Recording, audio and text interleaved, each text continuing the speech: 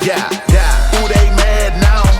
Who they mad now? Who they mad All right, back at it. Another episode of the Is Anyone Listening podcast. Welcome in, man. Listen, rate, review, subscribe if you haven't done it already. Really easy, man. Rating it. Basically, wherever you stream it, hit the thumbs up, the 5 stars, whatever it is, do that. It helps. Review it. Leave the comments, man. I want to know who you are, where you are, what you connected with on the episode. That always helps open up the algorithm. And then obviously subscribe. Damn it. Subscribe so we can build this up and, just help more people, because that's what we're doing. We're finally starting to implement guests. For, damn near 2 years. It's just been me. And then we'd feature little artist interviews here and there, clips, but we're finally starting to get to the point where we're evolving and having more conversations. And I'm really excited for today's convo. We're talking off the air. Known this guy almost 10 years. Yes, sir. That's crazy, man. Rico Bandz is hanging out, ladies and gentlemen. How are you, sir? Doing all right. I'm blessed, man. First things first, glad to have you here, man. Man, thank you. You were away for a little bit. For a little bit, yes, I was. And so we're going to talk the whole story, man, and really just, I love that you're down to talk about it, too, because I feel like that was why I started the podcast. I felt I was going through something and somebody else could hear it, relate, and it would better themselves. And that's, I feel like, what you're doing. You went through something. I feel like that's what a lot of strong leaders, that's what happens, right? Like the leaders go through the things. That way they can then come back and preach to everybody else and tell them, look, this is what it is. You got to go through something. Exactly. So first things first, man, just before anything, how is life? How are you? Man, life is good. I'm free. I'm not where I want to be, but, I got to be thankful that I'm here. 1,000%. Let's get this a little closer just because I want to make sure we pick you up. There we go.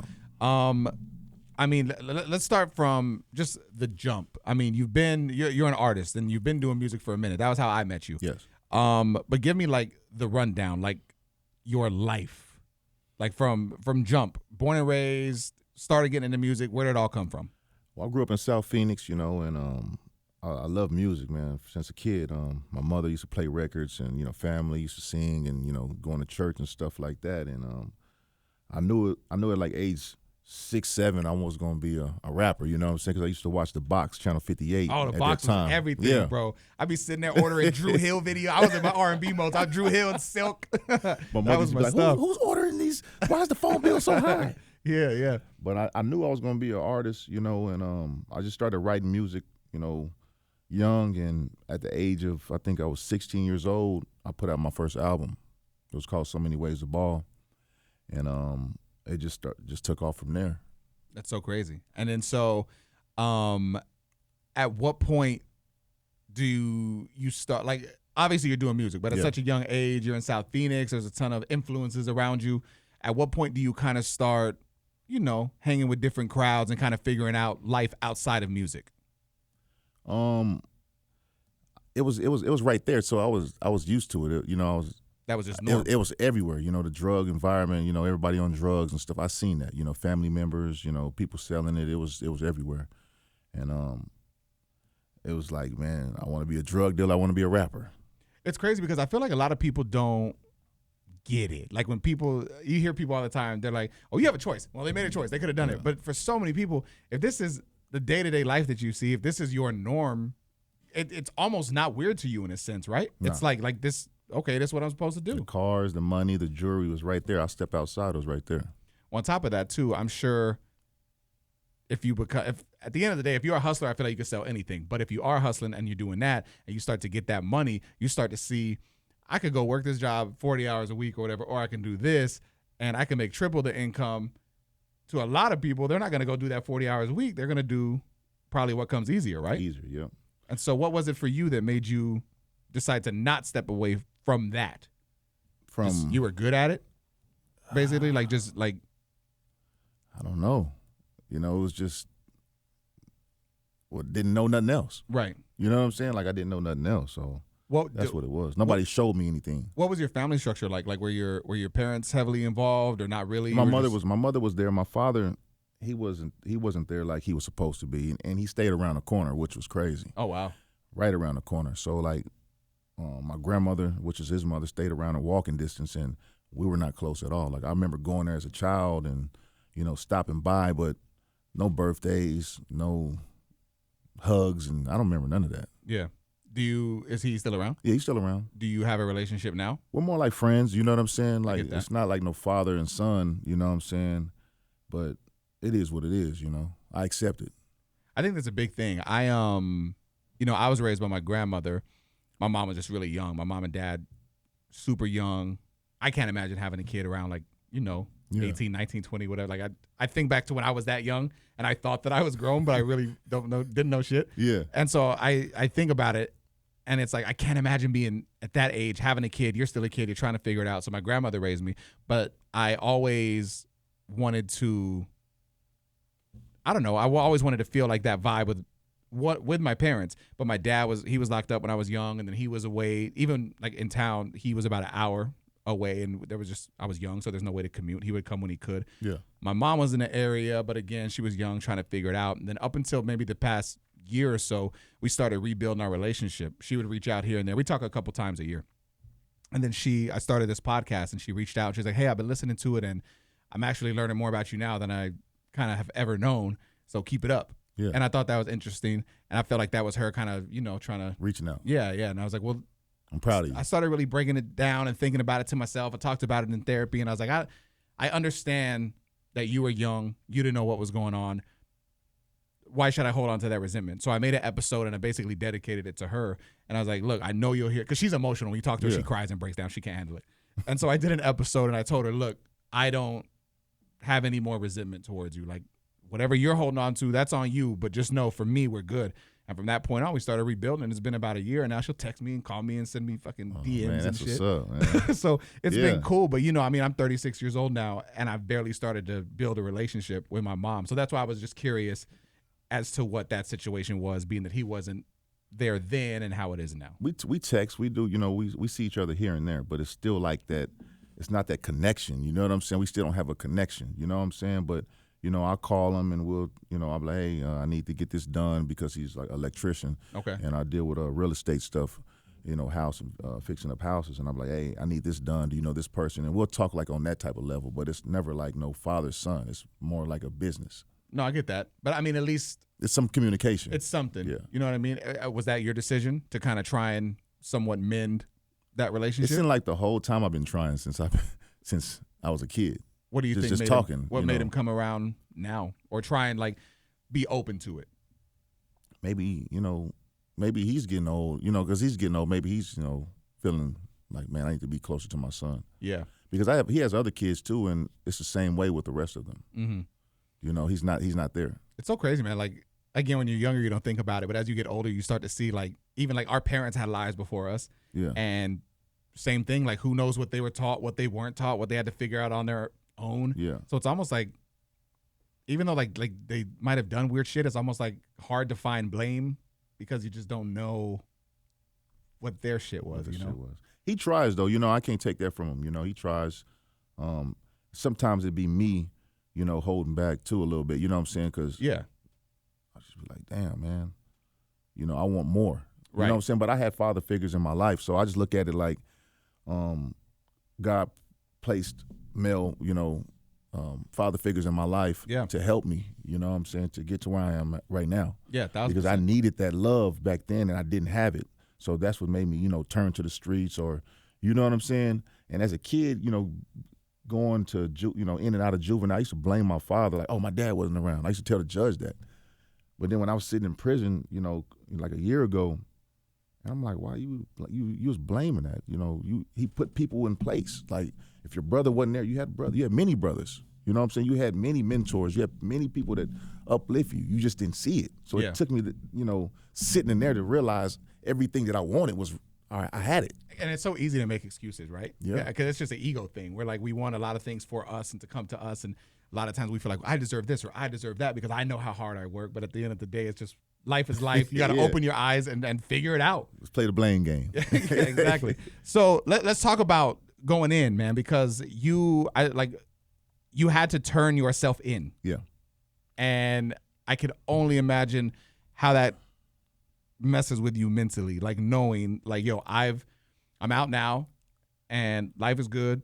But at this point, at this time, at this day, I have to go turn myself in for X amount of time and life changes. What really changed me, I'm going to start from like a little bit from the beginning a little bit. you know, getting out when I met you and I was doing the music, you know, getting that stuff going, I got a phone call from someone and I didn't really have to do anything, you know what I'm saying? And I didn't want to do it. And I kind of got not like a little bit pressure just calling every day, man, I need your help, I need your help. And I got caught up in a situation and I ran for 2 years and 1 month. And that 2 years and 1 month, it like really changed my life because it made me, it showed me that, man, you out here alone. You know, police is looking for you. U.S. Marshals is looking for you. You need lawyer money. You know, what are you going to do? You know, you need bond money. And the little money I had, I just got to invest this money. I got to do something right. Like I got to look for the exit plan because I can't do this no more. So I just started investing money into different companies. I bought a beer and wine store. Me and my partner, Charles from V-Live. I got with my cousin in Oklahoma, and I started shipping cars to Nigeria. We bought 20% of Twin Peaks in Cleveland, Ohio, and we're trying to come up with like some cultivation stuff in Oklahoma when they got the license. We ended up getting the license, but then I ended up getting caught in Memphis. And I stayed in Memphis for like, 90 days or whatever. Then I got extradited back to Arizona, and that's when it really hit me. I'm like, okay, I don't know how long I'm going to be gone for, but let me put a plan together. You know what I'm saying? It might be 5 years, it might be 10 years, 50. I don't know. I already know that I'm a felon, and I got these, I got 5 felonies already, so I'm just, let me put my plan together. I mean, you know you're going away for some time. I know I'm going to prison. Yeah. You know what I'm saying? I know I got a great lawyer that's going to that's representing me. Shout out to Cameron Morgan. And I did some time in there, and I bond out. Okay. And from then, I said, man, I got the stuff that I wrote down in the county jail. I said, okay, let me start Mouthful of Bands. Boom. So I got Mouthful of Bands. I started doing the grills. It started off slow. I'm working with Johnny Dane in Houston. It's going slow. They telling me, my boy Brandon telling me like, hey, it's gonna pick up. It's gonna pick up. Just boom. So that starts up. I end up buying my house. First, I got first house I bought was like getting a loan from the bank. Mm-hmm. And now everything is going good. Money, I got a 5-bedroom house. Everything is going great. I'm happy. I got a girl, the kids, everybody's there. And as I'm going to court and, they start off at 10 years, then they start off at 8 years, then 7 years. And I just slowly started seeing people walk away out of my life. You know what I'm saying? Like, I just felt like, we don't need him no more. Mm-hmm. Now they're looking for the next that can help them or whatever. And I end up in the house alone. I got this 5-bedroom house, nobody's in it. Damn. And here I am drinking 1942 bottles by myself every night, smoking. I think I was probably smoking about 15 Black and Milds That's a my day. shit. I was like 18. I had the wine flavored ones. And and then I got into the syrup and then the Percocets. You know what I'm saying? And it just one You're day starting to go downhill. I'm going downhill. I know I'm going downhill. Money's still coming in. My bills are paid from the businesses, but I'm going downhill. And I look at myself in the mirror one day. I'm not eating. I'm crying. You know what I'm saying? I'm like, man, I'm going away. People I love is gone. I'm just sitting here. And I look at myself, I see these black rings around my eyes, and I'm like, man, I get on a scale. I'm like, man, I lost 20 pounds. Damn. Something's wrong with you. Like, and I'm asking people for help, you know what I'm saying? I'm calling people, they're not even answering the phone. No, nothing. It was just weird. And I said, man, I grabbed my wallet, and I had the access card, you know what I'm saying? Because I had access, what is it? It's like the insurance, right? Insurance, like yeah. So I look on the back of it and I call the number. I need some help. And check myself in with the primary doctor, primary care, and he was like, doing the evaluation and stuff like that. He's like, man, you suffer from depression. And he gave me a bottle, not a bottle, but a prescription of Zoloft. Mm. And I was just like, damn, it comes down to this? You know what I'm saying? Yeah. And I remember just sitting there for like hours just looking at this prescription, and I just like, man, I just broke down. Like, man, this is crazy, man. And from there I said, man, what makes you happy? You know what I'm saying? Like, what makes you happy? Like, you got to get back into that mode, like the real you. And I just started hiking up the mountain, South Mountain. I bought ATVs. You know what I'm saying? I started just doing stuff as a kid what made me happy, and it kind of like it helped me out. You know what I'm saying? It didn't get me like 100% there, but I started being more happy. You know what I'm saying? Taking action steps. Yeah, I'm trying to find the happiness. And I'm just being alone, but I'm being happy, not being alone drinking. Yeah.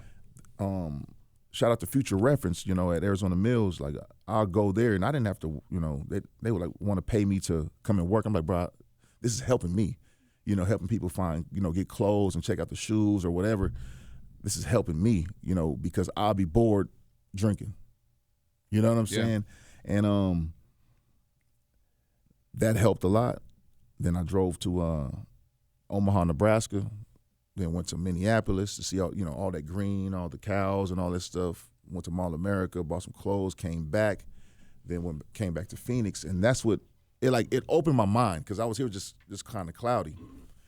And so many people do that too. They just stay in their circle, they stay in their bubble, and they don't want to leave it. And that's just in life. Even if you're happy, sad, whatever. So many people just don't want to get out and just see more. And like, I'm from Texas, and for the longest, all I knew is Texas. Like, that was it. Like you said, the Black and Miles, the lean, we're tall tees, ragged up. Like, that's just the culture, bro. That's what it was. And then I remember I went to California for the first time when I was, I think, 21, 22. And that's my first time seeing actual like palm trees, and it was so sunny and a beach. And for whatever reason, I remember that was the first time I was like, there's more than just Texas. It's not against Texas. I love Texas, my home, but there's so much more world out there to see, and so many different people and perspectives. And I feel like just so many people get caught up in that bubble. So I see why that was good for you to go out and see the greenery and just see a different side of life. Different, yeah. It helped me out too. It was the first place I ever got rich. So I went back and seen people I hadn't seen in 15 years. And so I come back, my girl had left me. She comes back. I go to Miami, have fun, and everything seemed like it's back normal.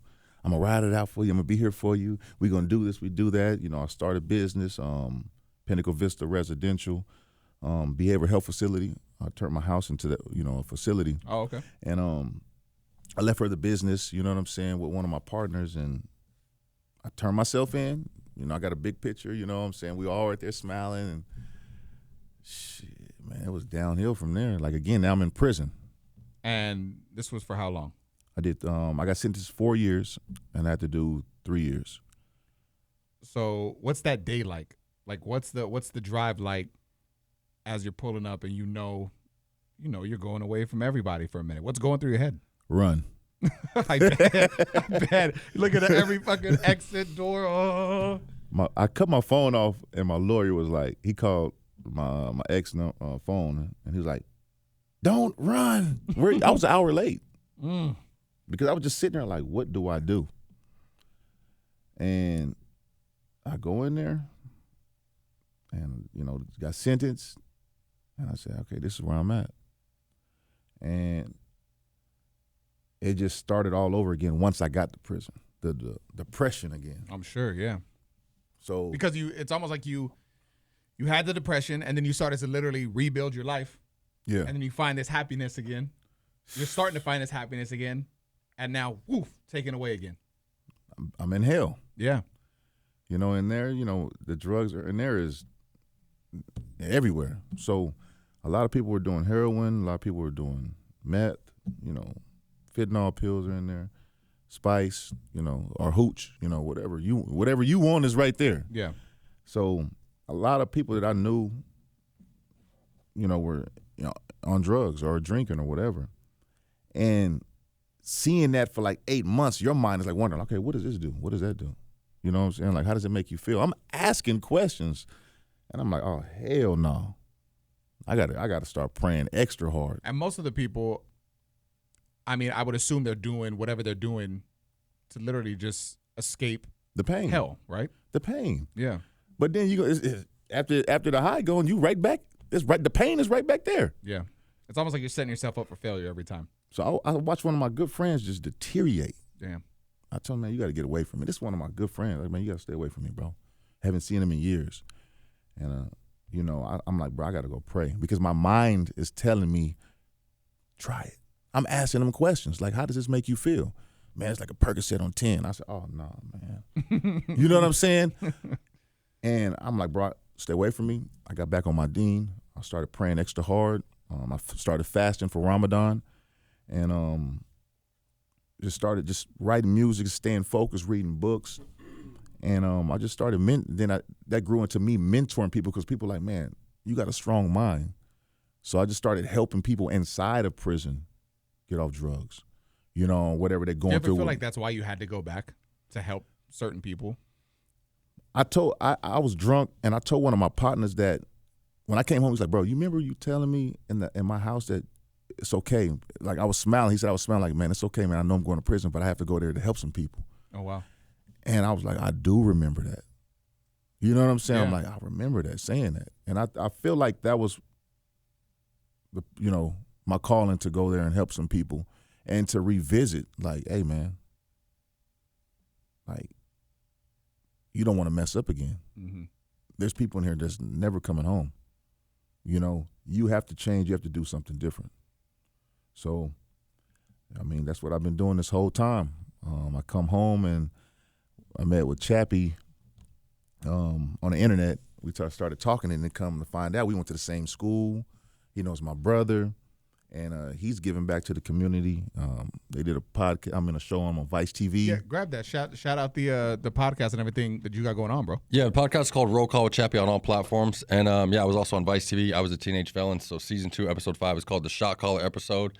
And that's the TV show that I was on. It's a full biography of my life story. That's crazy, man. Yeah.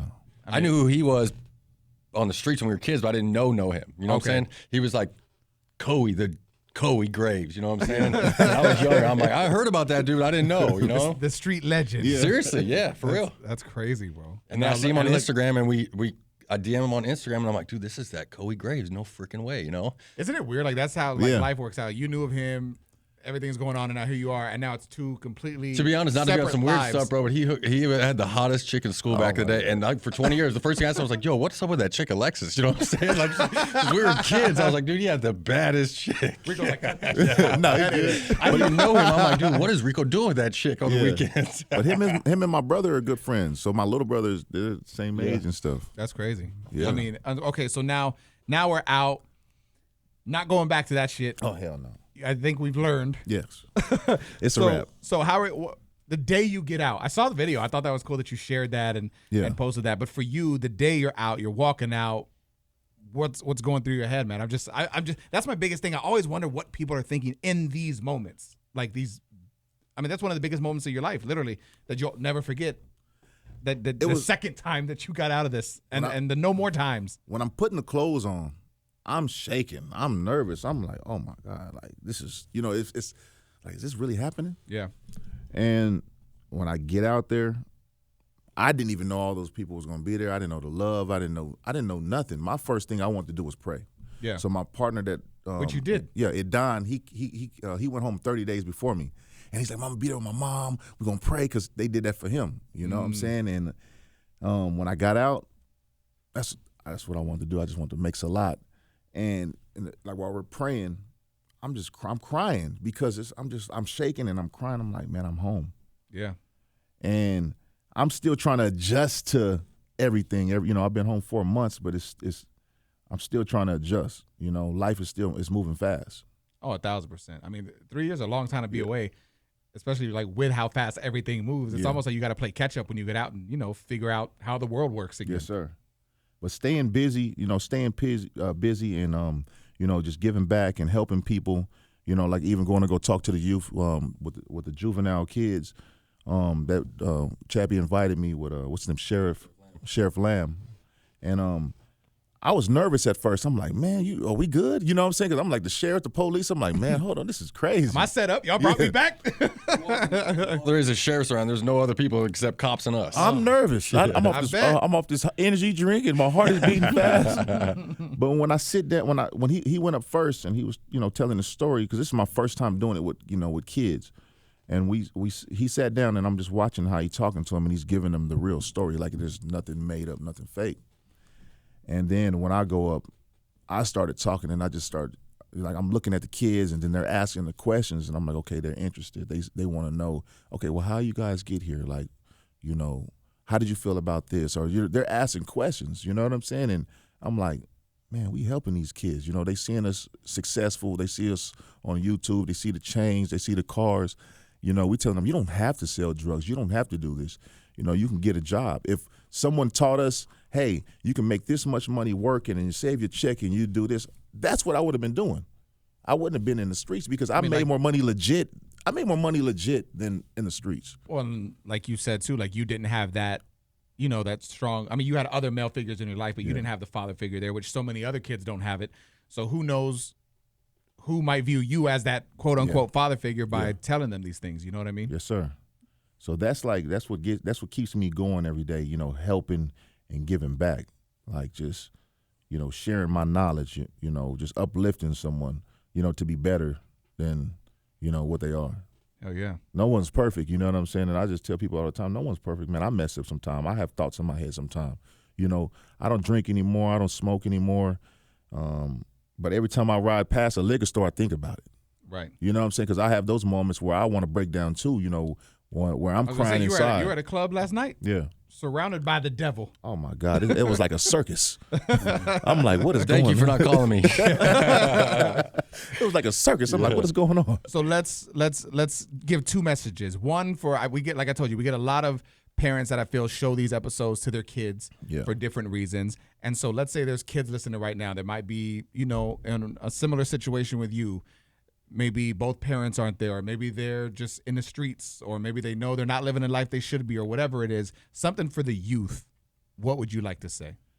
Whenever you're going through something, whenever you're stressed out or depressed, call someone. Reach out and talk to them. You know what I'm saying? Just don't make no decisions on your own when you're not thinking straight. You know, how can I say this? I just got a moment. I just got a moment in my head, Process man. it. Like, oh my God. What did you ask me again?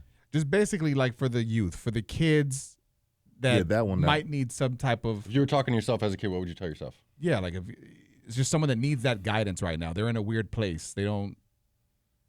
That's what I'm saying. Reach out and talk to someone. You know what I'm saying? Like reach out. Don't be afraid to reach out and talk to someone or get some help like I did. You know, when I was going through the depression, I knew something was wrong with me, and I was reaching out to people that I thought could help me, but you know they couldn't because they didn't understand. You know what I'm saying? So I went and contacted a doctor. Yeah, like you didn't stop. No, that I know that can help me, that you know may understand what's wrong with me or diagnose me. Like, hey, you know, this is what you're going through. Just someone to talk to, you know, a therapist like you said. It's all right. I talked to many therapists through COVID, you know what I'm saying, through Zoom, because I needed that. You know what I'm saying? That was the whole reason why I called the podcast Is Anyone Listening? Because every week our radio show, we talk to about, I don't know, anywhere from like 5.1 to 5.5 million people a week. And it's a big audience. Yeah. But even in that moment, I felt like with all these people, is anyone really listening to what I have to say? Does anyone really care? And that was why I wanted to just kind of give it that title. I literally tatted it right here. So that way anytime anybody is like, yo, what's that tattoo? And I'm like, oh, we got a podcast about mental health. And I can, and share it with them because I want them to know how important it is to know that someone will listen. And you found that out. I mean, you were going to different people and you couldn't find it. And that's such a problem because once you hear no so many times, sometimes people just, oh, well, okay. You heard no or didn't have the right direction from so many people, but you didn't stop. You knew someone had to listen, and finally you found it. I needed help, you know, and I had to go get it. I had to go search for it myself because I knew if I kept drinking, if I kept doing the drugs or whatever, I'm gonna lose 20 more pounds. Right. You know what I'm saying? I seen it, and I'm like, what is wrong with you? Like, snap out of this. Snap out of this. It was hard. It was a struggle. You know what I'm saying? For the and then for the next message, just we get a lot of people that reach out. I've had a lot of inmates reach out, and they'll tell me whether it's the radio show, like, yo, I would listen and you helped me forget about it sometimes whenever your show was on, or the podcast, bro, I was losing it, but I was able to relate to the things you were saying. You've been firsthand in this situation behind bars. To somebody that might be listening that's locked up right now, losing faith, what message do you have for them? To everyone that's, you know, locked up listening to this podcast, you know, if you're losing yourself or you're going through something, you know, find God first. You know what I'm saying? Find God. Start praying, you know, whatever religion, you believe in, pick up the book and start reading it. Get closer to your creator, because tomorrow's not promised. And, like I used to listen to your podcast when I was in Marana, and I used to be like, man, doing a good thing. And it's kind of like almost like deja vu, because I'm here now. Yeah. You know what I'm saying? And take the Second Chance program. They have a good program over there at Phoenix West. You can get home 90 days early. I got my GD over there. You can get your CDLs. You can do. They got HVAC. They got culinary classes. They got coding. It's so much. You can learn from there, and they prepare you for the streets. They wake you up at the classes start at 6:30 in the morning. You'll be done probably like at 6 o'clock at night. So it's like they're preparing you, getting you ready for the streets. Yeah. So I applied for the Second Chance program, and I came home 90 days early. Crazy. And a little bit more prepared, like you said, kind of on a schedule, understanding like the day-to-day versus just being in a cell. Yeah, so it got me up at 5 in the morning, 4:30, and I'm up praying, and then I start my day, and I'm doing it now. My kid's like, you're still in that prison time, Dad. Go to sleep. I can't. This is me. It's so much to do. It's so much information out here. I want to learn. I want to continue learning so I can help other people, so I can teach them like, hey, this is what I learned. That's what it's about. Yes, Bro, sir. I appreciate the time today. I appreciate you sharing your story. I'm sure it's a tough thing, and I feel like a lot of people probably don't want to relive it. Once it's done, you're like, all right, it's behind me now. Let's keep going. But I appreciate it, and just the vulnerability, man. Thank you. Yes, sir. And I got a new single out called Big Mad, Little Mad on YouTube, and you can find me on Instagram. I am Rico Bandz with a Z. And you said you're back in the studio now. You're working nonstop. Are we doing EP, Yes, sir. full project? What are you thinking? We're working on a full project, but they're playing the single right now, nationwide right now on all the radio stations. So Big Mad, Little Mad, be on the lookout for that. And There we it just is. dropped the video by JD Films. The video with the cheeks bouncing. You can tell Rico's home and he's having fun. Yes, sir. There it is, man. Thank you again for hanging out today, bro. Thank you, sir. Yeah.